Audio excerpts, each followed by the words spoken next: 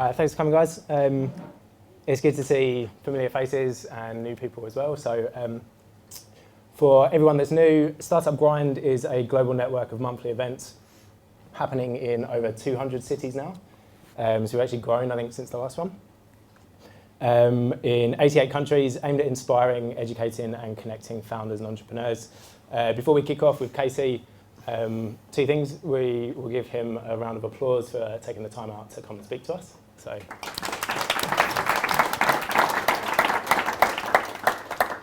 And also, we start right at the beginning whenever we speak to entrepreneurs and ask what you wanted to be when you grew up, what your parents did for a living, and where you grew up. Awesome. Well, thanks for having me along tonight, guys. It's actually a bit of an honour, and I always feel a little bit silly coming to these events because I think we're actually all on the same boat. I feel like any one of us could probably be up here talking about what we're up to and our businesses and our ideas. So thank you. For me, I grew up in Nelson, so top of the South Island. I was there until I was 18, then went to university in Canterbury. My parents still live in Nelson, so one's a teacher, my mum. My dad owns a sort of small medium enterprise, an engineering business, so typical kind of labour style business. He's a baby boomer, so one of the guys that kind of got into the industry, I guess post, well, how long has he had that for? 15 years, so I know there's a lot of businesses in that boat at the moment. I moved up to Auckland after university, sort of early 2000s, and I've been here sort of on and off since then, sort of working for different people and different ventures. I've been overseas a little bit in between, but yeah, Auckland are through and through these days. Cool. And so you co-founded Neighbourly, for anyone that didn't know or hadn't checked on the website. Neighbourly.co.nz, along with Shane Bradley, which is over 280,000 sign-ups now across New Zealand, which is something we're probably all, like those numbers we're all trying to achieve at some point.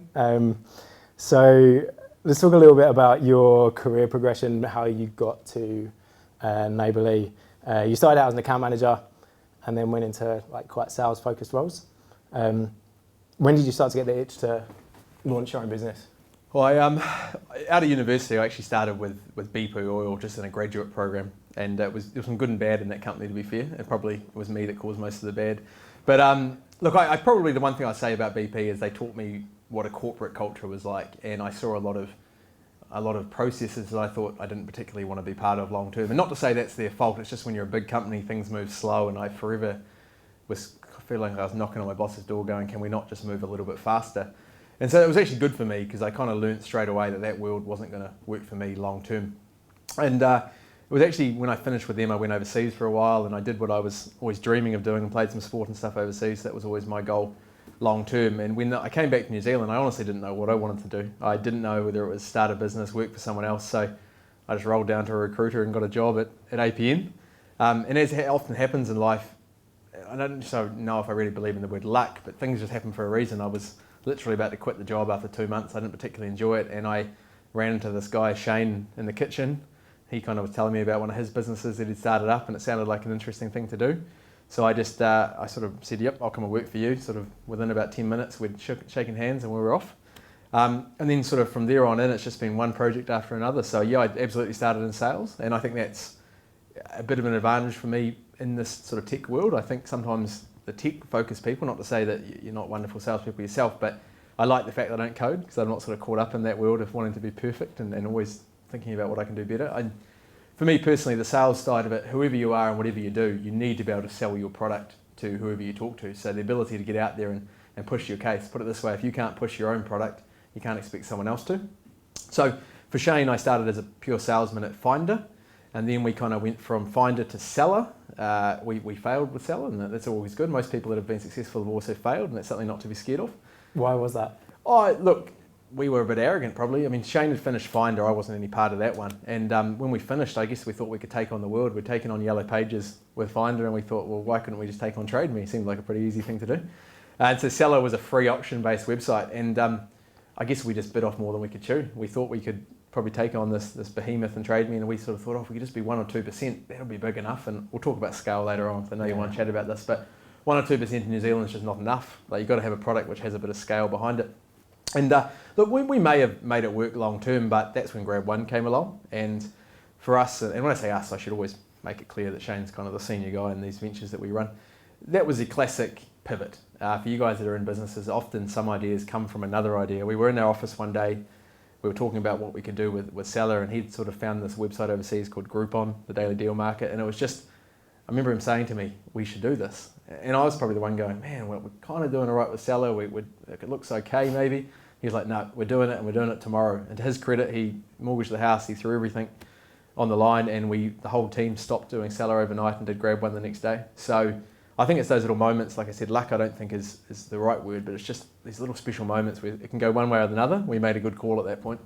So that was obviously Shane Bradley, and that was GrabOne that you guys started.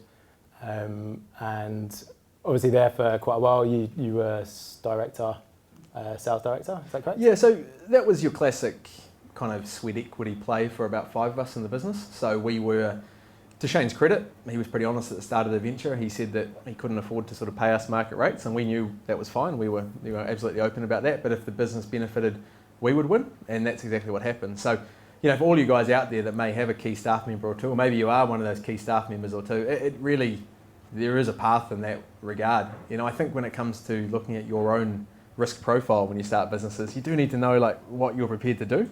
At that point in my life, I wasn't a guy that was willing to put my little bit of life savings or my mortgage on my house on the line, but I was certainly willing to work for maybe, half my salary of what I could get on the open market, because I saw that as a good opportunity. So for us guys that were kind of in that sort of equity position, it was actually the best business I've probably worked for, because we all were working to a common goal. We knew exactly what we'd do if the business achieved. We knew what we'd win. And so it was just this unified force that was probably, it's hard to replicate, to be honest. So Shane is quite a mentor, pretty much to you, you'd say. How did that come about? How important has he been in your career, and for other entrepreneurs as well? I mean, how important is a mentor? Oh, mentors, not just in business either. I just think in life, it's everything to me. And I can say there's a man in this room actually that's mentored me a little bit in other aspects of my life, more of the personal stuff. And I just think, for me, and I'm not saying everyone's in this boat, I just love talking to people about what they're up to and spinning ideas against them and just talking about life. And half the time I think you know the answer yourself anyway, but it's just nice to talk to someone and kind of say, what do you think? Is this a good idea? If not, more often than not, they just confirm your vision. But look, Shane, absolutely a huge mentor for me to this day. We talk about God knows whatever, not just business, by the way. We talk about, he's always pestering me about my life and children, all sorts of stuff like that. We talk about life, we talk about what friends would talk about. But I think what's really cool about the startup world is I've never met a startup person who doesn't want to help other startup people. I would not have predicted this 10 years ago, but I just think all of us kind of know how bloody hard this is. And so everyone wants to actually help someone else. And I think this attitude of people stealing ideas, it just never happens. Everyone's just like, no, let me tell you my challenges, because maybe you'll avoid them. And we all it's just a cool place to be. So going on to that, obviously you left, or you guys decided when you were at GrabOne, was it a similar situation? You were like, hey, you have this idea and you want to start Neighbourly, or was there a turning point that you were like, okay, we're done with this, let's move on to something else? Oh, so when the earn-out finished at Neighbourly, it was pretty clear that the sort of senior guys were going to leave. So we all kind of agreed. At GrabOne, yeah. GrabOne, yeah, sorry. cool. Yeah, we all agreed we were going to leave. It was just one of those things. It's been a great ride, but it just was the right time to pass on the baton to someone else. And look, all our businesses that I've been lucky enough to be involved in, they've all been clones of something else. One of the truest forms of flattery on any business, if someone else copies you, it really is a true statement. Nothing we've designed or built has been from scratch. It's always been a clone of something overseas. And with Neighbourly, it was no different. We were kind of watching our tech blogs. I don't read a ton of this stuff, but I read a couple of different blogs each morning just to see what's going on in the world. And nextdoor.com was a website that we had spotted going well in San Fran, where most of these ideas seem to start from. And it just seemed like a good fit for us. It kind of a lot of the stuff we'd worked on in the past, so Finder with the search directory and local businesses, and GrabOne with things like local deals, and even just the social network kind of feel, it just seemed exciting. So truth was, we just copied them blow for blow. We didn't try to get too smart. We just built what they had and got it out, probably 2 or 3 months after we had discussed the idea. And that's something that we've always done really well, is just not mess around thinking about ideas, just get them out there and kind of see what the public wants.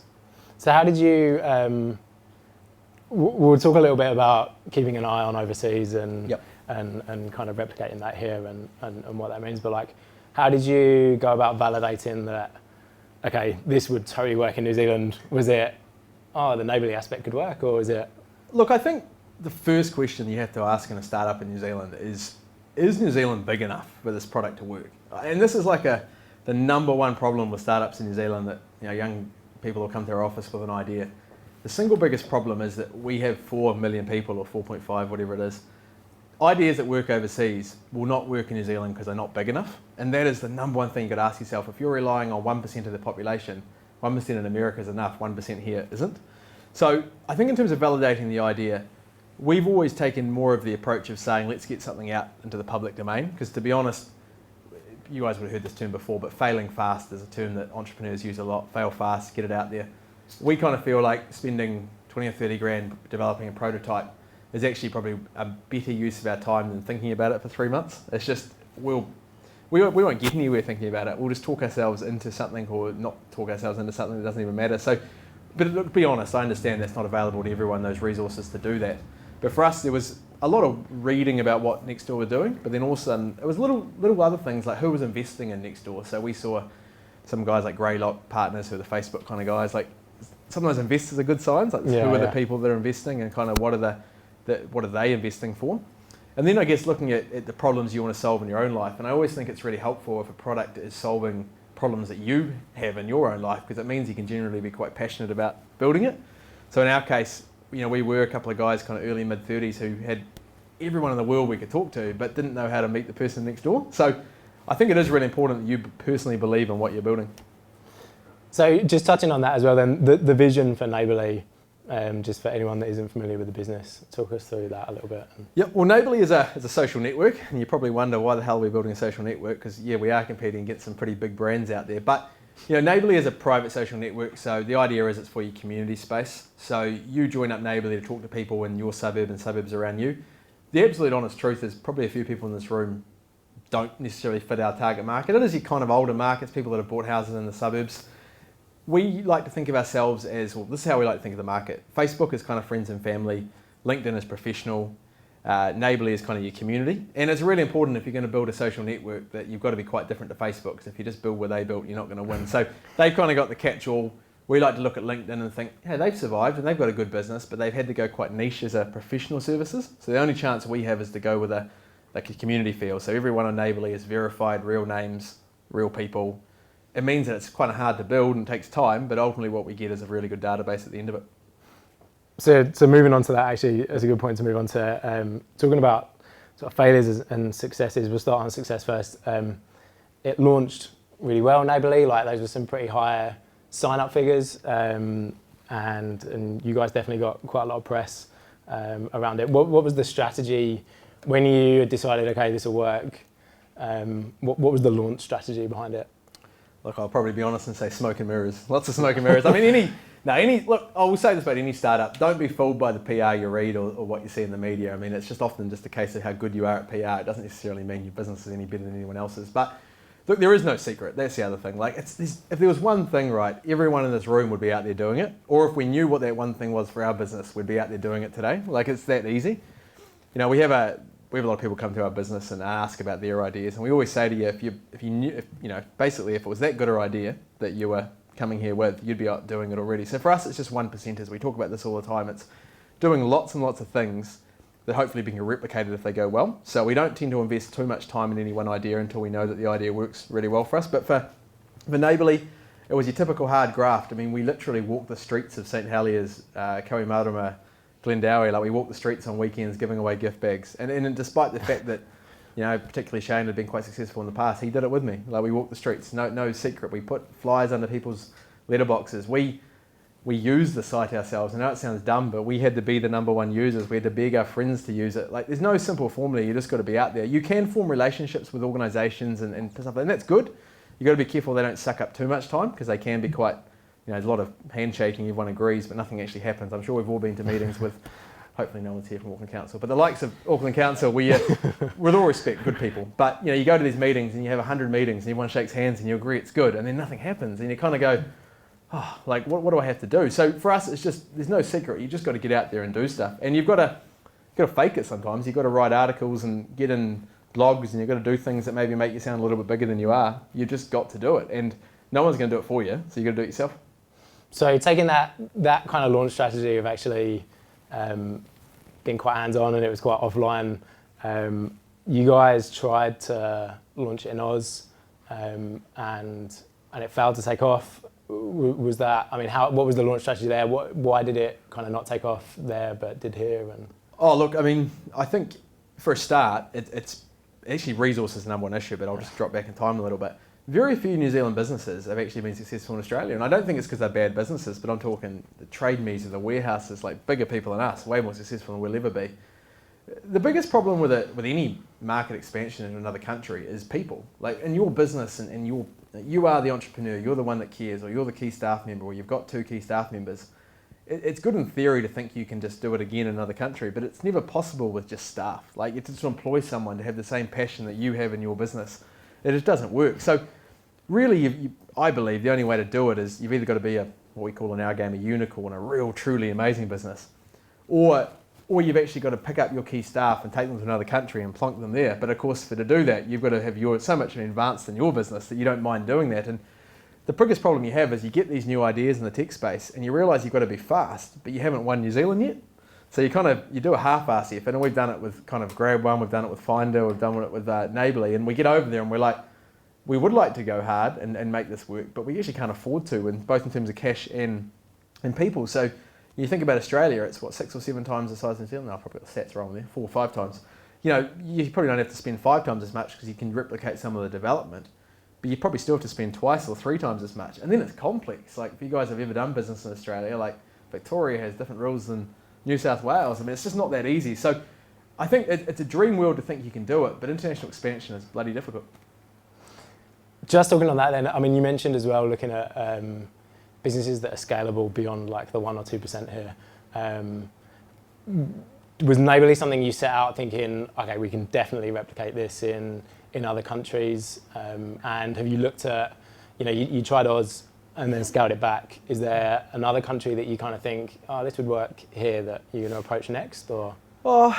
Yes and no. I mean, I think the important part of this question is looking at yourself as a person and asking what sort of life you want to live. Yeah.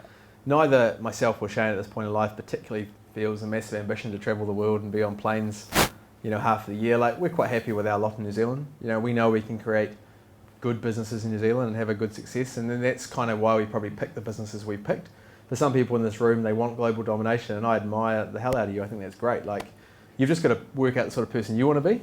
Maybe if I was mid-20s again with no commitments, I'd be in a different boat. I'd go for it. Yeah. I think it's just important to know, because if you hate yourself, if you're sitting on a plane on a Saturday night traveling to some part of the world and you're just like hating life, then that's not the way you want to live it, in my opinion. So you just got to ask yourself. So maybe if the right opportunity popped up, but look, I don't think Neighbourly is the one. The only reason I say that is it's so local. Like, the ability to talk about your suburbs and what's happening locally, I just don't know if you could do that.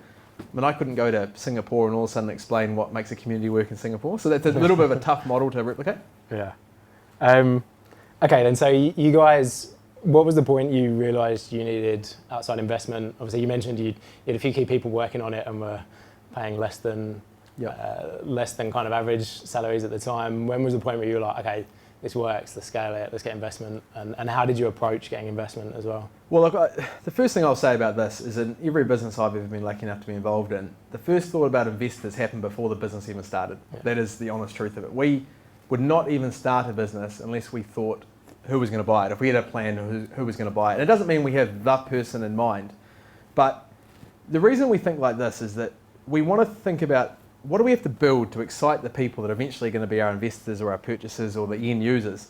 Because otherwise we end up just building products that we like, and they might not even have a long-term value to anyone other than us. So for us, when we actually set out and thought about what Neighbourly was going to be and who it was going to be sold to, we did have people in mind in the media world, in some of the advertising companies, that kind of stuff, or potentially IT space in New Zealand. So straight away, even though we didn't necessarily need the investment on day one, we did have those 4 or 5 companies in mind. And then straight away, once you get operational, you need to be asking yourself, cash is king. Like, you want cash, that's important as part of the growth, the most important thing. But you also want to be thinking, what are the partners that are out there that can give you more than cash? What are those things that you need? Like, is it media exposure? Is it technical expertise? Is it like legal advice? I mean, whatever that thing is you need to be asking yourself what that is. Because for us, it was purely reach. And so for Fairfax, who've been amazing for us since day one, we just couldn't build a model that we could afford to scale with our own resources in places like Dunedin or Ashburton or Nelson. We just couldn't be everywhere at once. So we needed a partner that could do that and could give us scale. And we also needed a partner who was genuinely interested in this industry. And for Fairfax, they've got 70 odd community papers. And I don't mind that everyone in this room will understand when I say that's not a negative way. They're probably not going to exist in 10 years' time or 15 years' time, the printed paper I'm talking about. So they have a real vested interest in making the community work online.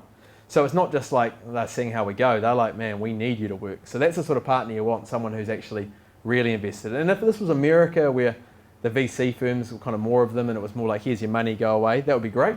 But in New Zealand, it does tend to be more corporate based. More people that don't just want to invest money, they want to be involved. And I think that's good and bad. I mean, in some ways it would be nice to be independent, but I think the pros outweigh the cons in that we actually have this team of people who are actually out there trying to help us, which is awesome.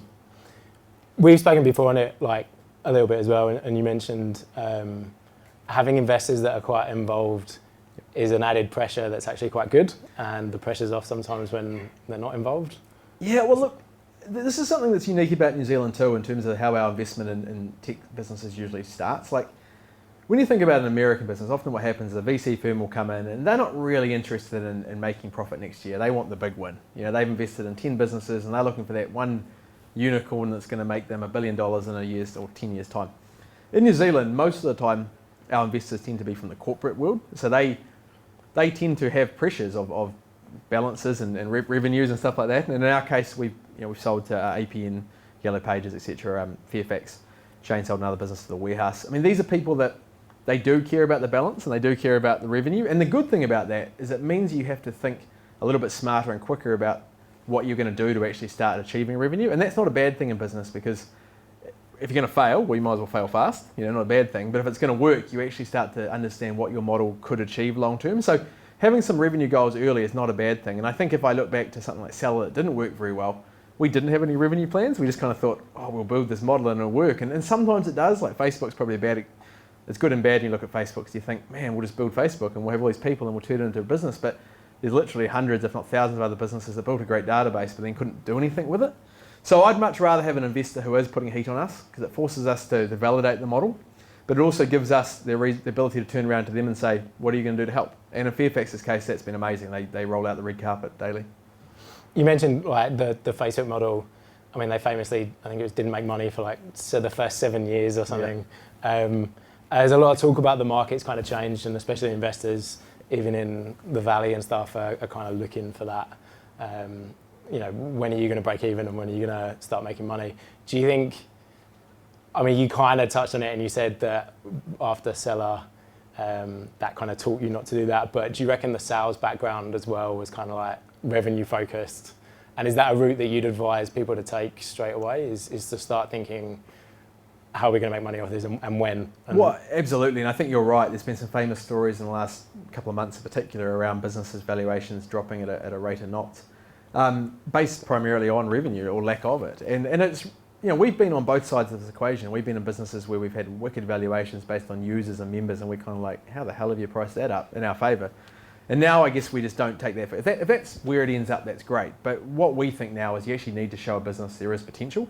Now, the great news is no one's looking at IT businesses and saying, you've got to be the same metrics as a cafe down the road. They will give you some grace and they will allow you to have some growth metric, but you do need to prove to them you've got a plan, because obviously they're saying, well, we've got funding to a certain point, but at that point, you've got to stump up, you've got to do a little bit about it. So I do think from my background of sales in particular, I mentioned it at the start, you've got to be your number one salesperson. Like, there's just no other option but to be in your business. Like, if you can't demonstrate that passion to sell man to man to someone, man to lady, whatever it is, get out there and sell it. Like, that's what's required, because you can't send a sales rep out there and say, hey, you don't have any luck and I'll blame you if it doesn't work. Like, you've got to show that it's possible to be sold. So yeah, absolutely for me, and I think that's why our business works quite well. We've got Shane's kind of product focus and I'm sort of front end, I guess, salesy focus, which works well.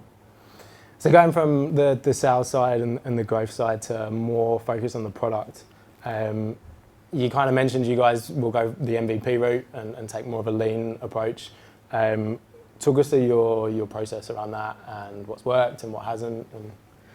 Yeah, well, I've used the term fail fast a lot, and I still stand by that. There's another, if you guys ever want to go and read an interesting document, there's something called the the culture of done, or the done manifesto. You should look it up. The reason I say that is that's how we live our life in our business. Is just we just constantly want to finish things, and to finish things allows us to actually test things. It allows us to actually get ideas out there. And so the MVP model, minimum viable product model, for us that is how we work in our business, because the honest truth is, and it's hard to accept sometimes because we've stuffed this up numerous times, the last, I believe the last 10 or 20% of any product development you do or any project you enter, you are the only person that sees that work. Like, you think about some of the stuff you do, you sit there and you play with it and you move this and you dot that I and you cross that T. People don't care. Like, they care about the bulk stuff. They care about the first thing you build. And so you've got to actually let your own ego go to know that you need to get the core out there to see what the market says about it. And I guarantee if you talk to a Facebook developer, they'd be like, man, there's bugs all over this thing. But we don't know, because we don't know where to go and find them. So we think they've got this seamless product that works really well. But in terms of how we develop, I mean, we operate on the 80-20 or whatever it is, 90-10 probably in our case. We focus on the big tickets. A couple of interesting things we've implemented in the last 6 months. We don't talk about anything beyond 2 or 3 months. I mean, and sometimes beyond 1 month. We find it pointless, because we talk about all this conceptual stuff that might happen in 6 months' time, but the truth is the world changes so fast that we probably should reappraise it in 3 months' time to see if it's still important. So we use a Trello system for our tickets and our ordering. If you guys have heard of this, and it's just 2 weeks, over 2 weeks to 3 months, and that's it. Anything else lives in a bucket way in the future that we grab stuff out of when it happens, and we just don't think any much in the future. And really the 2 week one's the only one we care about, because at the end of that 2 weeks, what's the most important now? So we develop on the go. We might release 7 or 8 times a day. If it fails, we wind it back quickly. And that's the advantage all of us have. We don't have to be like corporates where you develop and release once a month. Like, we can develop and we can move fast. And also we use tools that are available to us. Like, I cannot believe how advanced some of these tools are. And I'm talking things like Shopify or Squarespace or WordPress. I mean, we were chatting about this the other day. I mean, if I was a business these days and I was setting up an e-commerce platform, I just use Shopify all day long. I wouldn't build my own one. What's the point? Like, you can pay $60 a month and have every feature under the sun. Now, sure, eventually you might decide to build your own tool, but that will give you the MVP model that you need. Same thing with things like Squarespace. I mean, my wedding website, I built it myself in half an hour. Why would I pay someone to do it? Like, that's the stuff that you should be doing these days. There's almost always a solution out there that allows you to try it in a real basic format. Even, dare I say it, making up screenshots or wireframes and asking people, like, seeing what they do with it. I mean, just MVP is it, because we've all got limited resources and time, and we all want to try so many things. So we just have to get them in the public's hands. And I think sometimes we get scared about what the public's going to say about our product. We're just going to get over it, because they're the ones that are eventually going to buy it anyway. So get it out there, put your big boy pants on. They might criticize you, they might not, but I'd rather they found out sooner rather than later, because that allows us to change. We had a speaker on before that was talking about changing it to the MVE, the minimum viable experiment, and just, even if it's just putting a landing page out and seeing if anyone clicks it, and if it doesn't, at least you learn. It's a good experiment to see, okay, that's not going to work. Yep, no, I couldn't agree more. I mean, whatever it is in your business that you need to do, you just need to get it out there, and the public tells you. Like, we've all fallen for, like, I call it sort of feature love. You go to a party and someone says to you something about the product, and they say, oh, I wish this thing worked differently, and you kind of becomes this massive issue in your head where you think, man, the site's broken. But that's just because one person told you, but this one person becomes like the big deal. Yeah. And like, I've done it myself. Like, something I don't like in my product becomes an issue for me, and it's like, but I'm the 1%, I'm not the 99%. So think about the 99% and don't sort of fall in love with a feature to the point where you want to massage it to be perfect, because nothing's perfect. And as I go back to that point with Facebook, I guarantee they'll have 1,000 bugs that we don't know about, but we just don't expect to find them because we don't know where to look. How do you manage that process of, like, how do you guys listen to feedback, and is there like a rule you take of, okay, this amount of people now are saying this, so we should definitely look at this, or is it based purely around analytics? Or? Oh, a little bit of everything, to be honest. I mean, you do have to listen to your customers, very important, and certainly even one person can influence change a lot. But also sometimes you've got to stick to your model of understanding you've got so many resources and you're trying to get to a certain place, so you might have to ignore them in the short term to get the bigger picture out there. But I mean, I think the one thing I would say about bug testing and sort of changes is sometimes it's not a bad thing not to act on something for the first week or the first month and actually see if it still bothers you in a month's time. Like, actually, the amount of tickets that I've seen written up in both GrabOne and Trello that someone's put a bug in and they're bothered by it on day one, and they've typed this thing out. You sort of go back to them in a month and they go, oh, it doesn't really bother me anymore. Like, it's sort of, I got around it, I found a hack solution, or I figured something out. You're kind of going, man, a good thing we didn't fix that, because that would have taken 2 days. like I almost want sometimes someone to come back to me again because I know that it really bothers them. And so the first thing I'll challenge someone on is be like, right, what other options are there? You know, what's out there as a solution? Or sometimes when it's a person, if it's a front end, like a user, a customer, I'll almost throw it back to them and say, what would you do? Because I want them to understand that it's not like there's an easy solution that I can just change it overnight. Like, what would you do? And they go, oh, I don't really know because it's probably as good as it can be, really. And I'm like, probably. You know, so I think it's always, sometimes you've got to, like, it's not always something you want to jump on straight away. Sometimes just take your time and make sure that there is a worthwhile change, because every time you stop and do a bug or an improvement, you are getting off your core feature building, which is really important. So pulling into kind of, you mentioned about how you guys manage the team and stuff like that, and we've, like I said, we've spoken a little bit before around that kind of getting it done model, and but also not believing that, you know, putting in long hours and that typical startup wearing the badge of 60, 70 hour weeks is not the route you guys take in the business. No, absolutely not. I'll start this by saying there's some people in this room who probably really enjoy business, and I admire you. I wish I was one of those people, because I don't really. I work to make some money, to do something I enjoy. I mean, if I'm going to work, I want to enjoy it, but ultimately I'm trying to work out how to actually do stuff outside my job, whether it be golf or God knows whatever that I like doing. Those people that really enjoy work, that's awesome, and you work as long as you want, and that's great. But for the rest of us, like, I personally am a big believer there's only so many hours in a day that you can work constructively in, and that will vary from person to person. It might be 50 hours, it might be 60, it might be 70. Now, once in a while, we might have to pull that week where it's 80 or 90 hours, but I do not believe someone can work 80 hours a week and do it constructively every week. I just think you get into this habit where you kind of like think that you're doing a good job by working for a long time, but you just aren't. You just can't be productive that long in my eyes. So what we talk about a lot in our work is how intense you work. And I think that you can absolutely do 20 hours of work in 40 hours, or you can do 60 hours of work in 40 hours, and you make that choice. So when we're at work, we work very hard, but when we go home, we enjoy ourselves, and we might, we work a solid day. We're there at sort of 7:15, 7:30, and we leave at kind of 5:30 and go home and do a little bit at home. But we make sure that Saturdays are free time. Most of Sundays, that's our time, and that makes us more healthy when we come back. And we've all seen that corporate person who kind of, they leave at 5:01. I guarantee if they leave at 5:01, they've probably been winding down since about 4:29 to get to that 5:01. They haven't just finished work at 5 and gone, I'm leaving at 5:01.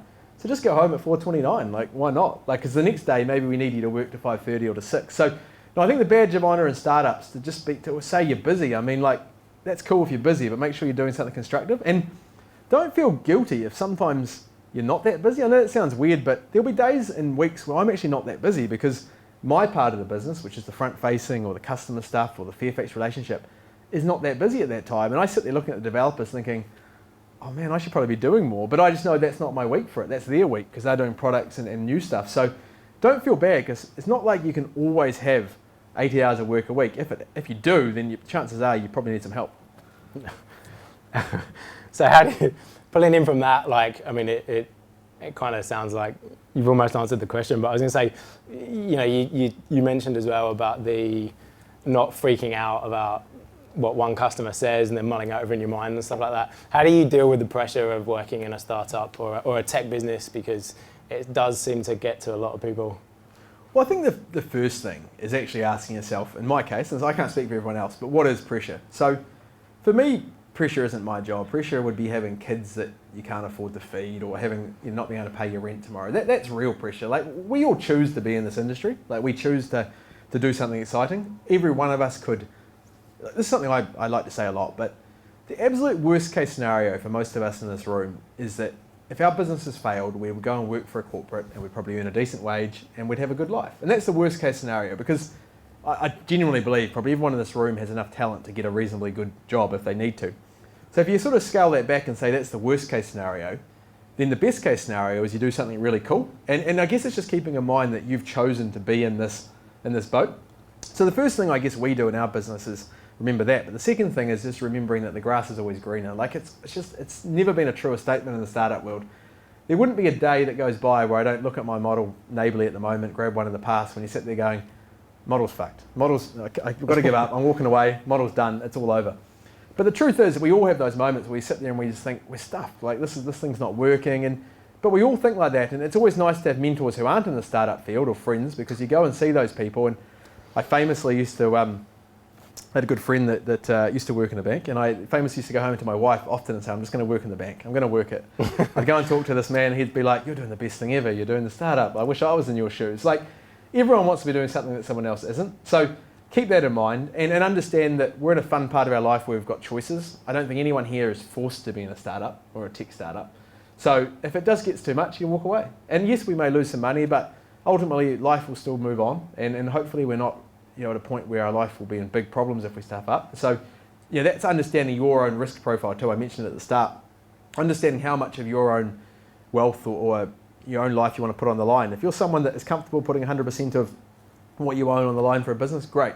But if you're not someone that's comfortable doing 100%, don't do it, because you'll actually be a bad person doing it. Like, I think you'll be stressed and you won't actually perform. So understand what part of your life you're willing to put on the line, and that'll actually help you be better in terms of your daily activity. So, I mean, you guys, like you mentioned, it was kind of keeping an eye on what happens overseas and then thinking, we could start this and we could replicate this here. What are your thoughts on the startup ecosystem in New Zealand? Like, is that a good route to take for some people? And how can we kind of go from where we are now and continue it to grow?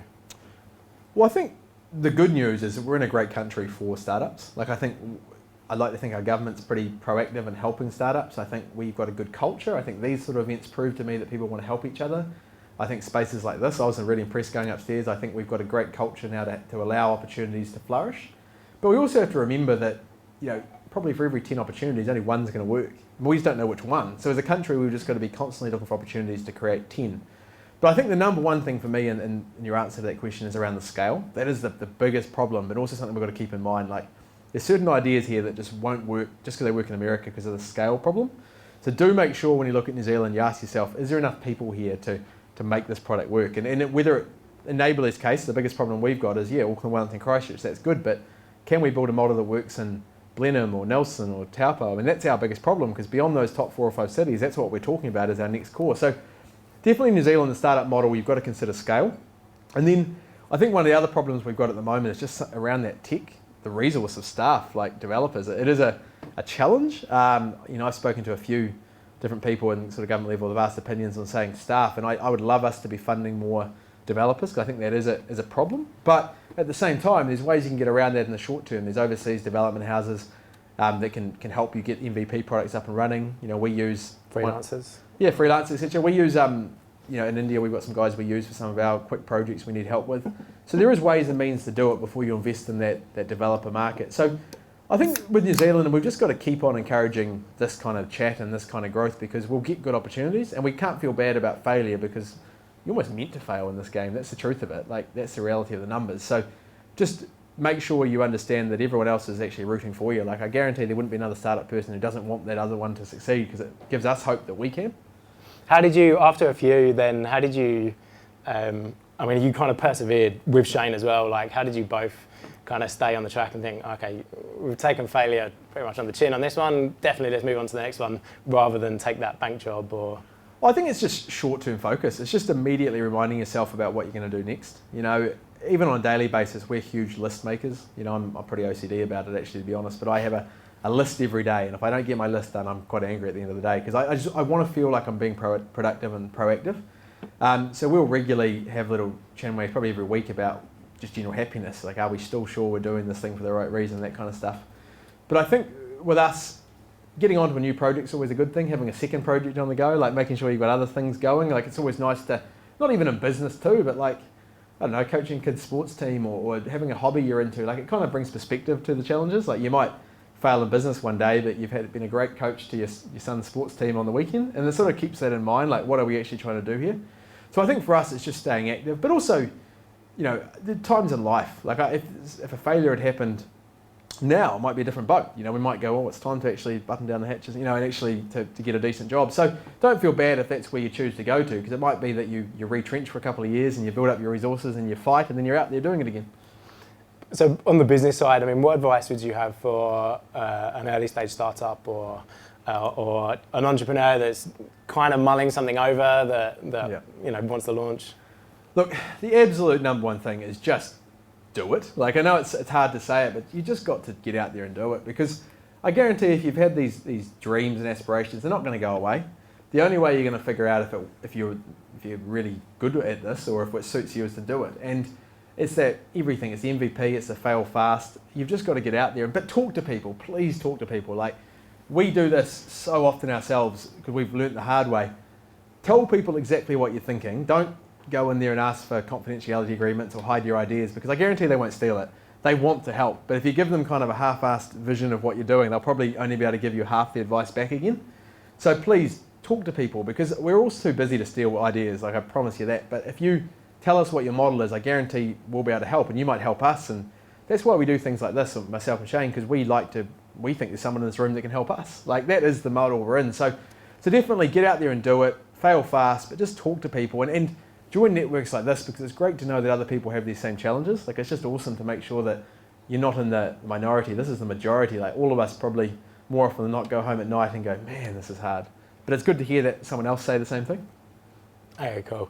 And in terms of a product and validation, just getting it out there, you kind of mentioned thinking about investment and potential acquisition and stuff like that first. For someone that maybe doesn't have the right network, I guess that kind of pulls back to, did you guys, when you were thinking about acquisition and stuff, did you have networks already that you were like, okay, we know this guy is going to be interested, and how would you approach it if you don't have that amount of connections already? Yep. Well, look, I think I would, to answer your question, yes, we have networks. And this is one thing that's never been more true. When you sort of had a little bit of success, it's a little bit easier to find success, so that is lucky. But I approach the networking process just like I would approach sales right back when I started at BP, and I just treat it like a big old funnel. And the more people you put in the top, the more likely you are to get someone falling out at the bottom. So even today when I prospect, and I'm still out there selling hard on a daily basis myself, I have a pretty simple model. I email as many people as I can, because out of that, a couple of people will come back to me and say, yes, I want to chat. And then I ring the same people, and a couple more of them will say, I want to chat. And then the ones I really want to visit, I'll just drop in at their business and say, I'm here to see you, basically. And somewhere in this funnel, I'm going to get businesses falling out the bottom that are interested for a chat. And hopefully the ones that fall out early are the low-hanging fruit. They'll give me opportunities. And the same thing would apply to funding or an investor kind of situation. Like, just talk to lots of people. Don't put all your eggs in one basket of saying it's only going to be this person, because they might not be. But they might have a person that they know, or it might be competitors. I mean, nothing's better than having a couple of competitors fight over you. That creates a bit of expectation. So don't go after one person, go after a heap of people, and don't set your sights too narrow, because you don't really know what you're going to pivot to become in the next year or two. So it's really important that you create a big network. And things like LinkedIn are great tools. I would be lost without LinkedIn now, to be honest. I mean, I pay the fee each month, and because I love the in-mail service. I love being able to get direct to people. It's a tool that wouldn't have existed 2 years ago, 3 years ago for me, to be able to talk to a CEO of a business or be able to go to them directly. You'd be surprised how many of these guys might just turn around and go, yes, I will talk to you. But be brief when you do get that opportunity. Like, understand that they see heaps of opportunities. So they talk about the elevator pitch. You should be able to get your pitch out in a minute or two going up an elevator. It's really true, because that's what these guys are interested in. Tell me in 1 minute what you're going to offer me. It sounds like you do get pitched to quite a bit at the... Oh, but we like it, like, because that's how opportunities. I mean, and we're both sides of the equation. That we're not big enough now that we are arrogant about a position. Like, we're still struggling ourselves. I mean, everyone does. It's a startup game. Like, you're never really out of it until you're finally out of it. So we love being on both sides. That we're constantly pitching to people, and also people are pitching to us. And out of that comes opportunities. So yeah, pitching is something you should get used to, because that's what you have to do on a constant basis. You have to pitch to people, and even if it's not a sales or investment pitch, you've got to be able to confidently speak about your product. I mean, practice to your friends and family. Like, if you can't do it, you just can't expect someone else to do it. What's next for Neighbourly? And obviously you mentioned always to have sort of other things going on. What's next for you as well? Well, for Neighbourly, we're in an interesting battle now. I mean, we are in sort of aptly, we're in the grind. That is truly where we're at the moment. We're not the new kid on the block. We've been here, it was 2 years in June. So we are in that stage where you can't sort of tell people that it's all going to be rosy. You've actually got to show them that it is. So for us, that's sort of two levels. We've got to grow, and members are really important, and acquisition and generally, I guess, engagement of those members, but also revenue. We've got to get to that break-even point. If you're a startup business, getting to break-even is exceptionally important. Once you're at break-even in a business, you sort of control the dynamics of what happens next. So that's something we should all be aiming to get to as soon as you can. For me personally, I don't look too far ahead, to be honest, because this just changes so fast. Like, like, I'd say right now I'd be like, nah, not doing this again, but maybe I will. I mean, I don't know. I mean, my aspiration is to work in the sports industry in some way. I'd love to work in that field where I had a choice, but you earn that choice by, I guess, being successful in other industries. So who knows? I feel that's a good point, pretty much, probably to open it up to questions from the audience. So if anyone has a question, raise your hand. Cool. In terms of just testing with the market, do you think before going ahead and building an MVP, doing something like creating an interactive wireframe prototype and just sending it out to a bunch of people and starting that conversation is a good way to test it? Yes, but it all depends on how long it's going to take you, because this is the interesting challenge, right? Like, I've seen people create wireframes and processes that are only about 20% less work than doing the thing properly. So you kind of have to make sure that you shouldn't just go the rest of the way and just do it, because sometimes you're better just to stump it up, do it, and get real people talking about it. Because sometimes the challenge of testing with people you can easily get to your network, they tell you what you want to hear. Oh, that's good, that's bad, you know, whatever it is. So yes, if you can, but constantly ask yourself, it's almost like not just MVP in product development, but MVP also in your prototyping. Like, what's the MVP of the prototype? What's this quickest thing I can get out there? But there's a lot of famous stories out there of entrepreneurs who have gone out there with literally wireframes and screenshots and said, will you buy my product? And people have said yes, and then they've had to rush back and build it. Like, there's lots of good stories out there. So it's all possible, and you will find a way. If someone says, I will buy this, you will find a way to build it. There's a lot of people have that like Excel spreadsheet and they do it manually and then think, can we build this? Like, can we build something to replicate this? Is even like a thing. Yeah. Cool. Anyone else? Yep. Actually, I have two questions. Sorry. No worries. The first one is, like, what's your approach towards like high density residential area, like apartments, townhouse, even CBDs, and even some commercial areas like shops, local shops, or shopping malls? That's the first question. What's your approach? And the second question is, do you like advertising? Do you have advertising platform that if I want to spend $5,000 or $10,000 on advertising targeting specific demographic, and do you have tools like Facebook did?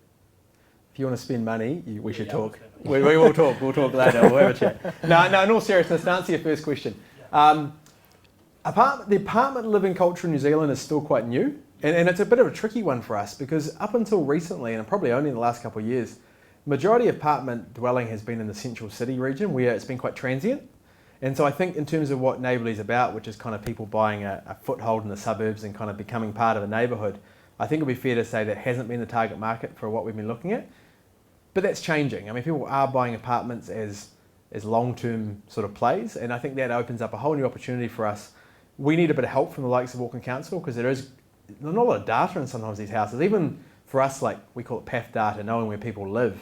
It's actually not that easy for apartments. Sometimes apartments have one address, and you've actually got to figure out what the unit numbers are. It's quite difficult. So I think, like anything, when you focus on the 80-20, we focused on the leafy suburbs of New Zealand, because that's kind of what we know, and that's what probably New Zealand's built on. But I think logically the apartment market becomes a bigger issue for us and an opportunity in time.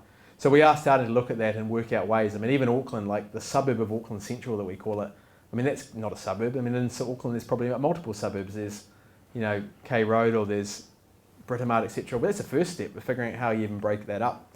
In terms of your second option, yes, we do. MVP all the way with our advertising. We don't have like necessarily a self-service play right now like a Facebook would have, but we're getting there. But the first thing we've done is we've rushed out there. We've got 4 or 5 products that are available. For us, our sales force is primarily Fairfax. That's another reason when you talk about investors, why we went with Fairfax. We went with them because they have a sales force. Because to be honest, we can't afford to buy a sales force for our own and have people driving around in cars doing it. So we went with them because they have it, and they have a nationwide sales force. Yes, we do have products, and we can segment and do all that stuff that's required. The whole purpose, I guess, of the internet when it comes to advertising is that ability to really target. And when you look at what Neighbourly eventually will become, it won't be the biggest database in New Zealand, but it should be the richest one in terms of that house-by-house level marketing. So for someone like Vodafone, who's one of our partners, in the next week or so, they'll start some fibre advertising, and that's not just get fibre, it's like your house has fibre, yours doesn't, yours is getting it soon kind of stuff. So yeah, definitely.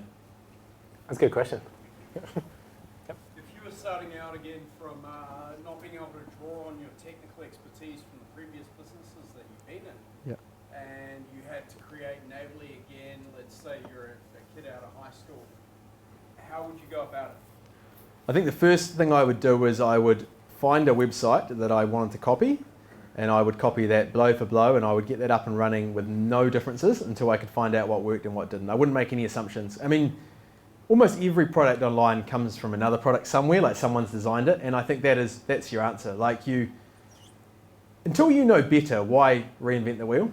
And so in terms of how you do that, I mean, there's multiple platforms out there that allow you to send designs off to someone overseas and they'll send them back to you in an MVP form. But there's also other ways you can do it, right? I mean, things like Squarespace I mentioned, or WordPress or Shopify, you'd be surprised at what you can create using those tools. And they may give you that little bit of research that you need to commit to the next process.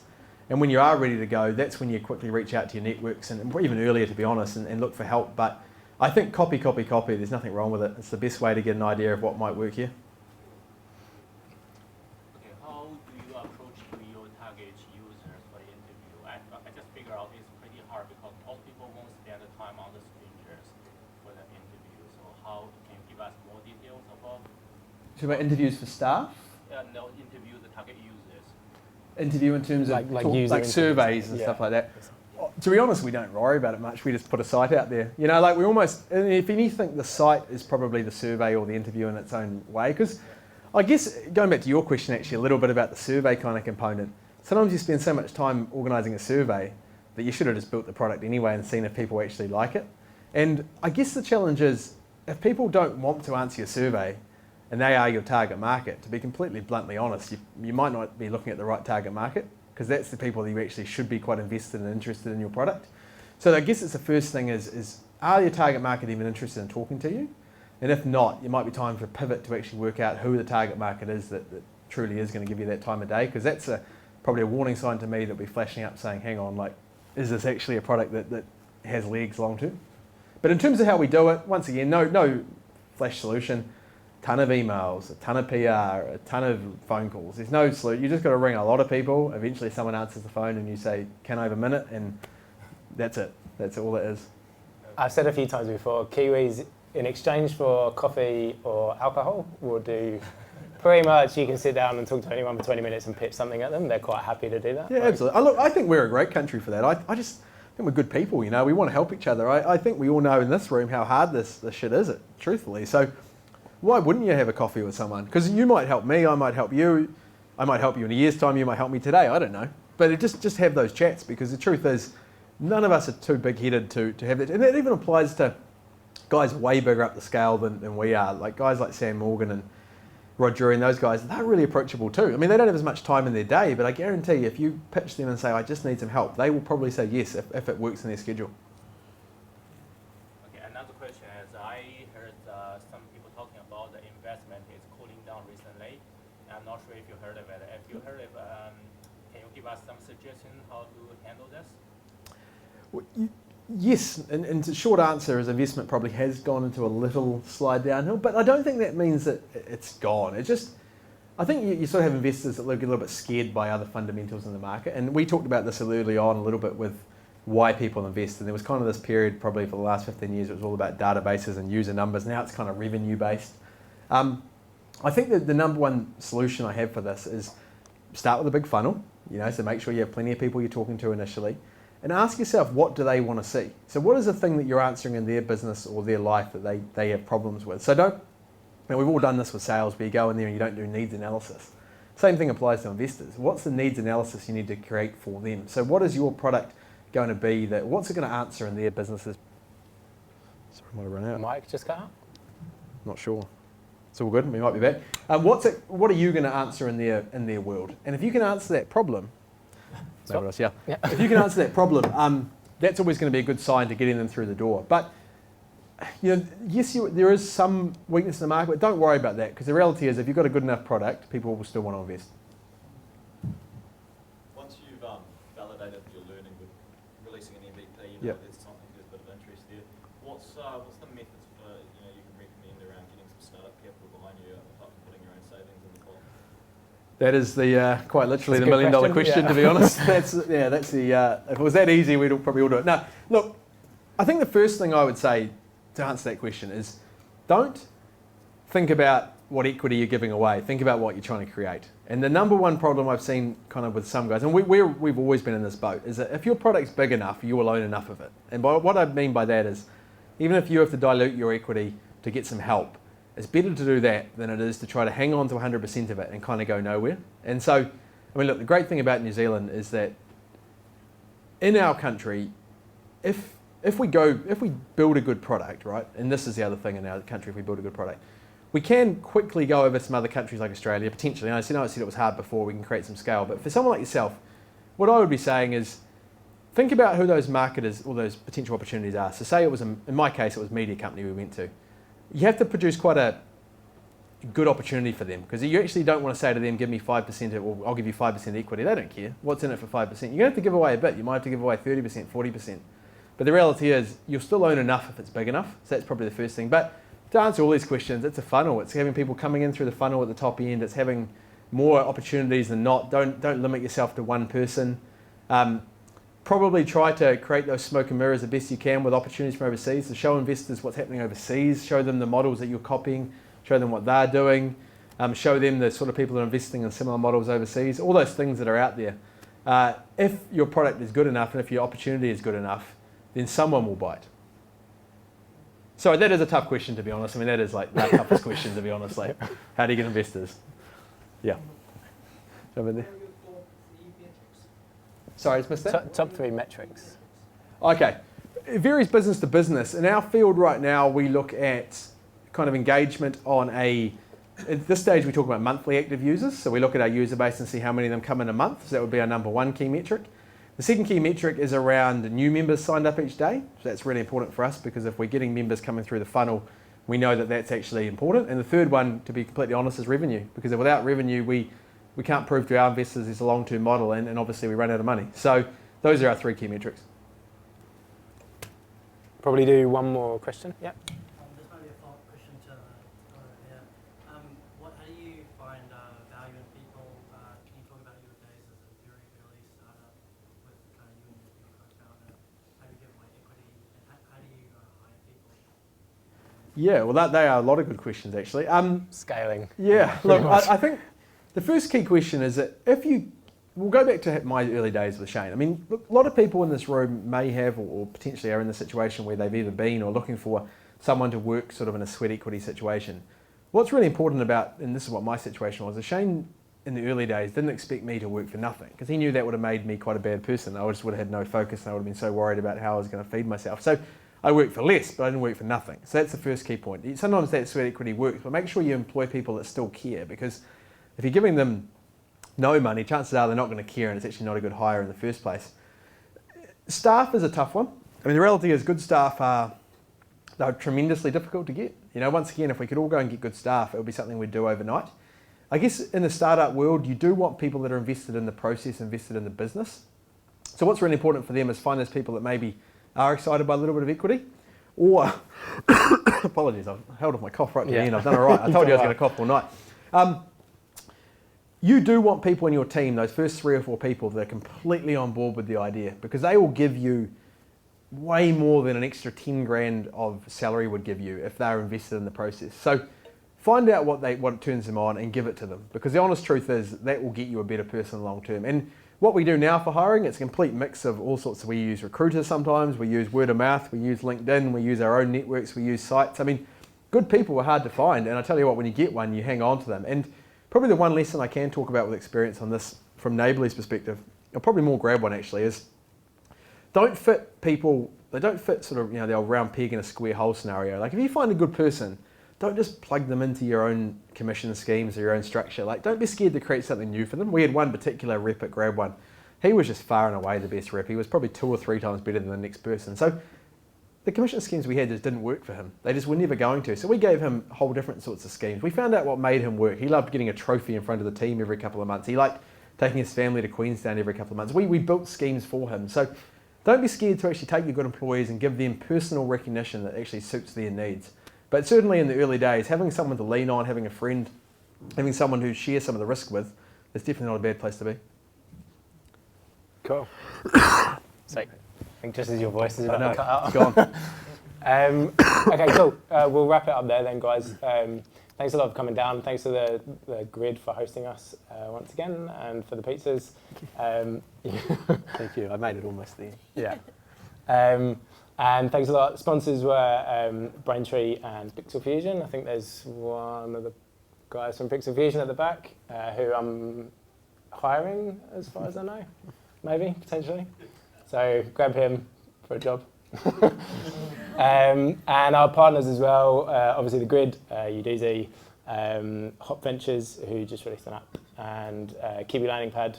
I think that's everyone. Our front side as well, who are filming, who we put out the videos from every event. So if you know someone that wanted to come that didn't get a chance to, definitely check out the website. It should be on as soon as you guys send it to me, and I'll edit it and put it up. So usually a couple of days or so. But and yeah, thanks a lot for coming. The next few are actually on the website already. There's a really good one next month is with Paul Spence, who did iwantmyname.com, which is like a global domain site now, which has really taken off. And Female Founders Month in May is going to be huge. Lillian Grace, who started figure.nz. So yeah, we've got a good few months coming up, and we'll continue to do the monthly as well, as long as people show up. So thanks a lot, guys. Thanks for coming down. And we'll give Casey another round of applause as well.